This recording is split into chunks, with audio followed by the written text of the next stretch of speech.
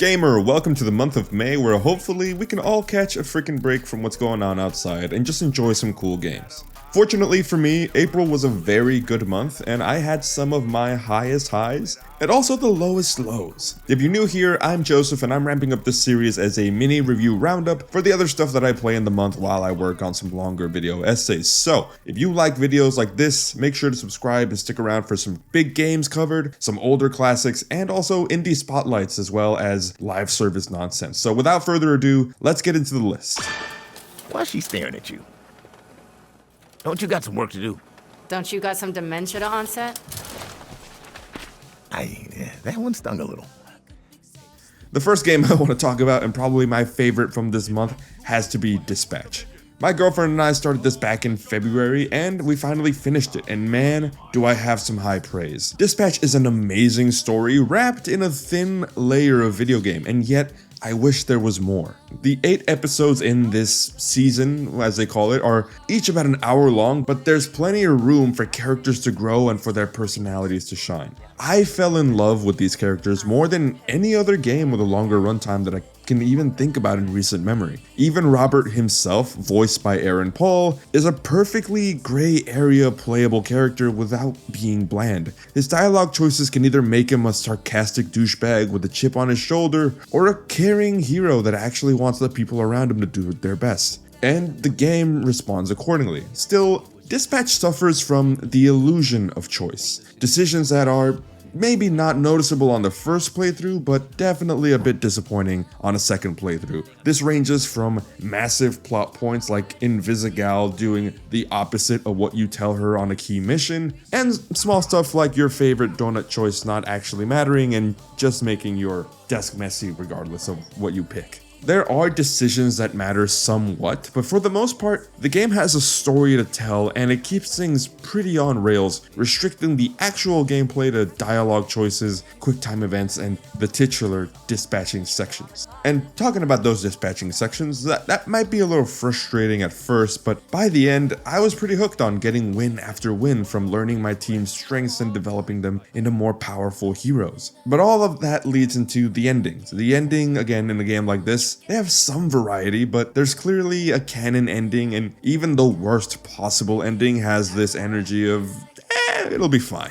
So while the illusion of choice does leave me wanting more, the charming cast and the witty dialogue are just enough to make me want to do another playthrough just to see the bits that I missed and do better for my team with my experience on dispatching the first go around. And seriously, if you haven't played Dispatch but you love games like The Wolf Among Us or Telltale's Walking Dead, or just generally well-written superhero media, please go and play this right now. It is a seriously good game made by seriously talented people. Oh my. The next game is SuperBattleGolf, and well, have you ever played golf with your friend and when they start winning you genuinely... Oh, it's like if you took a cute little me golf game and spilled a bucket of Mario Kart power-ups onto it. Use those to either catch up or maybe even screw yourself over instead. Thank you for showing me the ways. How the fuck? And it has some genuinely good character customization that makes it worth coming back to and playing more games, as playing games is how you unlock the currency to do so.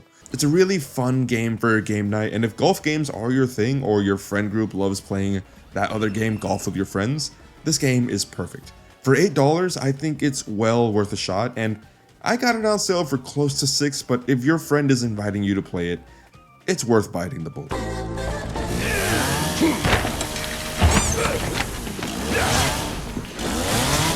I think I want a second opinion. Now, Resident Evil Requiem was a game that I was scared to play. Both because of how scary I heard the early sections were from other friends, and also because the game features Leon Kennedy as an older man, and when Leon was revealed in a game called Requiem, people were pretty sure that this is going to be the game where Leon dies. I mean, he's been around for a long time, and while I won't speak on whether that happens or not for those that haven't played it, I do want to say that this was my favorite Resident Evil so far. I say this as someone who's only played the remakes and kind of chickened out of Resident Evil 7 because it was way too scary at first, but the horror sections at the start of the game as Grace Ashcroft, the new protagonist slash FBI agent, gave gave me the perfect amount of suspense and feeling of empowerment to push through. I played this on a standard classic difficulty with limited ink ribbons for saves, and this actually helped my playthrough because rather than saving constantly, I was able to rush through sections to make the most of my time away from the save point, usually making 30 minutes of progress at a time, and surprising with how much I was able to survive. I actually credit the RE2 remake for teaching me that sometimes it's better to just walk around enemies or temporarily stun them with a bullet rather than wasting an entire magazine trying to kill them. And it's this wisdom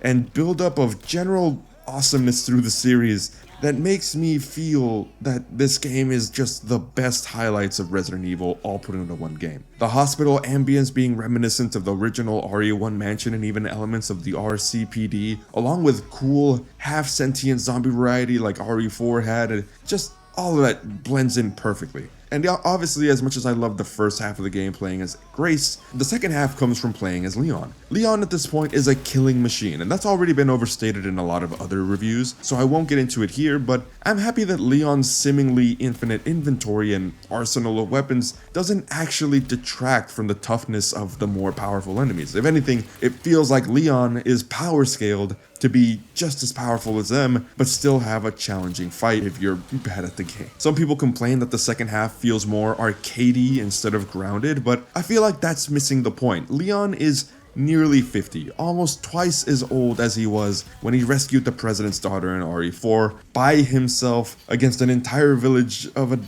ancient cult. Like, this game is just power fantasy at this point for Leon. And it makes total sense to have Grace be that traditional newcomer experience that's more horror oriented, while Leon gets a jaded power fantasy. And yes, Raccoon City could have used better enemy variety, but I loved going to the remains of that nuke city anyways, just on pure nostalgia for RE2 and also getting to know the city a bit more.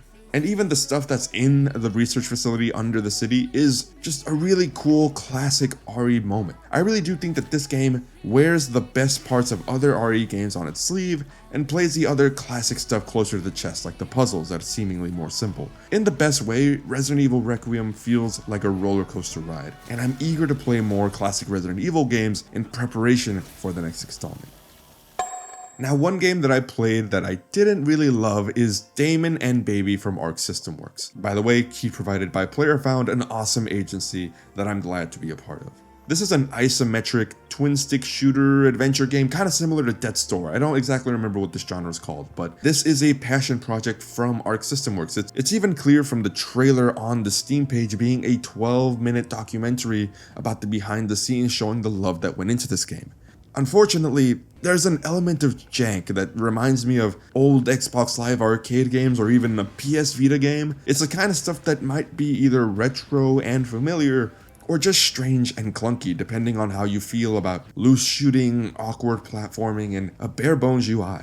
And I might be harsh about this kind of stuff, but it's pretty obvious from the get-go. Combat is just okay, upgrades are just numbers going up, and cooking meals as a healing item is more frustrating than anything, and while there's a clear Breath of the Wild inspiration to it, this is not the kind of game that it belongs in. Overall, there's just a ton of design oversights that bring the quality of the overall game into question. Story-wise, the writing leaves a lot to be desired. The first 15 minutes had me questioning if I somehow got a key to the game or I was dumped into the middle of it, because character introductions are hand-waved away and the motivation for continuing the plot kind of feels half-baked, even after a flashback. And dialogue is clunky, though I suspect that's more of a localization issue. But what this game does do amazingly well are the visuals and the character design. It is immediately clear that the designers and the animators were giving 110% with creating endearing characters for a new IP. Unfortunately, Damon himself, the main character, could be more visually interesting, and the baby that, again, is the other half of the title, doesn't do anything really for these first 2 hours aside from being a mechanic for teleportation. It's whatever. I'm happy that ArcSys is taking a chance on a new IP, but I wish that they gave this more time or more resources to really become what it could have been. For $20, fans of games like this and in this genre, or even fans of wacky Japanese style games, should consider this. But personally, after 2 hours, I don't think I will pick it back up, and it's a shame to say, but that's just how it goes, and hopefully the next project can be even better, and Arc Systems doesn't abandon new IP. Game! Cut! I may have shitted a little. The next game is, well, what it looks like. It's friend slop and maybe more friend diarrhea. It's We Gotta Go, one of those sort of repo-like games. It's another game that I got from PlayerFound and that I tried with my friend Seth, who was more enthusiastic than me, that's for sure. It's time to shit yourself. Oh my god. I feel her coming. She prairie dogging. Oh god. The game has heart and a unique concept, obviously with some interesting ideas, and I actually think it keeps the poop jokes close to the chest and trying not to be obnoxious, but the gameplay loop of farting and stomach medicines and switching pants to stay alive, quote unquote, as well as being a sentient turd taking over dead bodies it's present, it's very there. On the flip side, combat feels pretty disconnected. There's something about it that lacks oomph, and the lack of any real ambient noise or music makes the game kind of feel hollow and boring. And the gameplay overall just kind of felt repetitive in a way that had me kind of wanting to die and call the run a wrap. Despite this though, my friend Seth and I reached the end on our first try, even only as a duo and even when I did most of the last section alone. It was a little easy, again, just a little boring, and I can't really recommend the game in its current state, but if this is something that you and your friends can turn your brain off and really lovingly enjoy, I mean, for $8 it could be worse for a Friday game night, but I think maybe the experience is what you make it, and I'm not really into this game. So, moving on.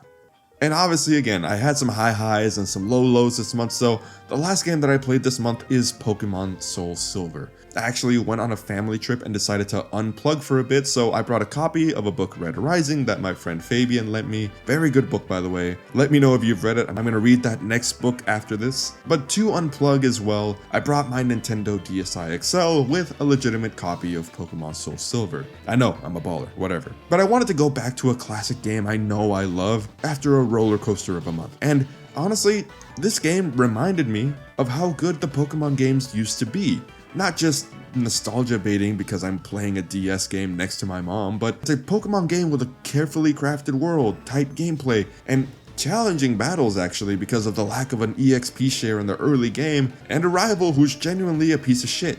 Soulsilver was my favorite Pokemon game growing up, but with 16 gyms, I wonder if that nostalgia is partially from sheer playtime, and I want to play some more of the Pokemon games from this era like Platinum and Black and White 2 and even Emerald and see which one of these holds up best, because I know that these are widely regarded as some of the best Pokemon games, so I'm gonna get into that, but let me know what your favorite Pokemon game is in the comments below, and let's see if we can get to a conclusion together, but again, this is probably for a later video. Finally, the last stuff I played this month that I can talk about are the live service games. And so my first game obviously is Marvel Rivals from my last month's video. I am still playing Marvel Rivals and I am not slowing down. I know people call these junk food games and Marvel Rivals kind of takes the cake. Most days I'm playing with my friends and my girlfriend on a chill afternoon, and some days there's no amount of rank losses that can discourage me from wanting to play, and other days 2 losses is enough to get me to close the game. It's just the way that it is when you clock into a game like this every day. But every season adds a new character that shakes things up, and this season that was Black Cat. Black Cat is an iconic character from the Spider-Man franchise, and she's been in a lot of Spider-Man's games, usually as some sort of enemy, so it's nice to see that Marvel Rivals cares about these side characters enough to flesh them out. On the flip side, this character upset some people. Black Cat has close to 10 abilities due to her mechanic, allowing her to steal different items, each essentially being its own ability, and this is an issue that Rivals is having with new characters. Base characters like Iron Man, the Walking Army, only has a handful of abilities, and Black Cat puts characters like Black Widow,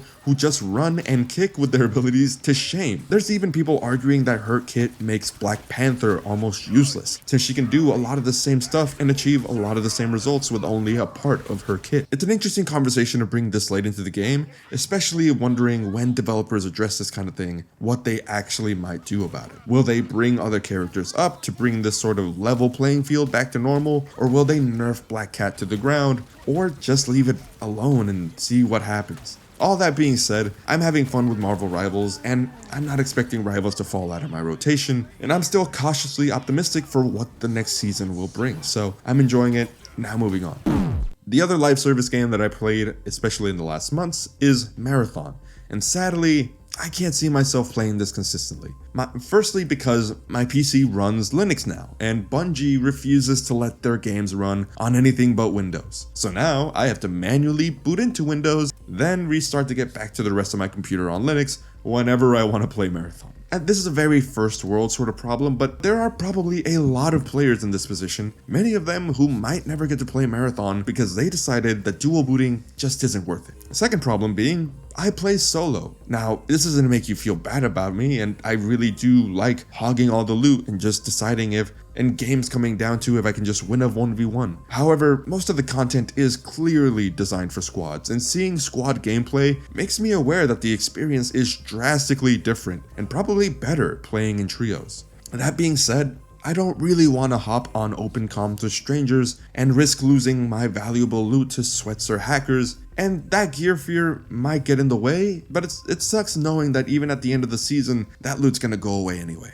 Now, I acknowledge that most of my issues with Marathon are self-inflicted. Marathon is a very enjoyable game once you adjust to extraction shooters, especially if you're coming into this as your first extraction shooter, or even right after Arc Raiders. I won't go too deep into this since these feelings are just probably from coming out of the honeymoon phase, and Season 1 hasn't even fully wrapped up yet, but overall, I think Marathon has some great bones, I enjoy the gameplay loop, but this game is not designed for a player like me, and trying to balance around that would probably leave the game feeling a lot more casual than Bungie wants for its core audience. So that being said, we'll see where this game ends up in another few months. And alright, those are the games that I played this month, and thanks so much for watching and sticking around. I'm actually in an interesting spot right now where I'm not really sure what I'll play next. That 007 game, First Light, is coming out at the end of the month, and I was a massive James Bond fan in the 2010s, played a lot of those games, even if they weren't good. But I'm excited to get my hands on that. And until then, let me know in the comments, what have you been playing, and is there anything that you think I should play next? I'll be sure to keep it in mind and reply to everyone below. But yeah, if you like this video, subscribe, give it a like, give it a hype. That's like a new feature on YouTube that seems really interesting. I want to see where that goes. But yeah, thanks so much. Cheers, and see you next month. Unless I decide to stop doing this. Shout out to Rasputin. Anyways, bye.